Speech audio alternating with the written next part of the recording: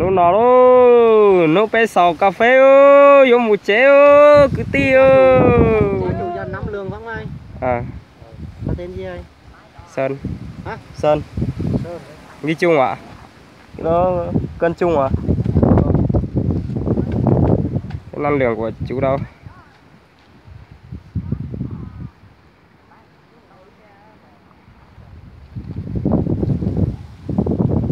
Ông kia là Long hả? Long 1 ký.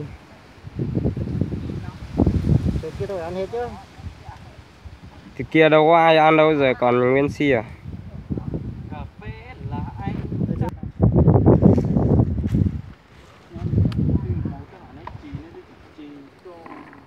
Cú thoát chi nữa vào, cú tông ra cú lên. Của sinh được tỉnh trước tỉnh ngày hôm nay là được 3 tấn, 2 tấn, 6 tấn. Của thằng nó 3 tấn, 4 tấn. Long là nhiều nhất, Long là 4 tấn. 76 kg. 4 tấn. Không mới được 2 tấn. Sơn cũng ít nhỉ. Sơn bị ôn bánh ngày mấy buổi cũng ít. Đâu được bao nhiêu đâu.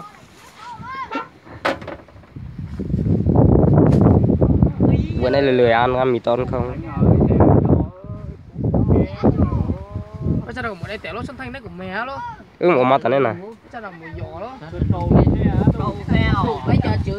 Một mắt ở đây nè. Không tọt nên cho tung cành mà. Cho bữa đây ném múa cho bữa đây cả múa hết rồi đấy. Lâu cho mẹ mẹ sẽ làm một khanh luôn, rất là một chế luôn.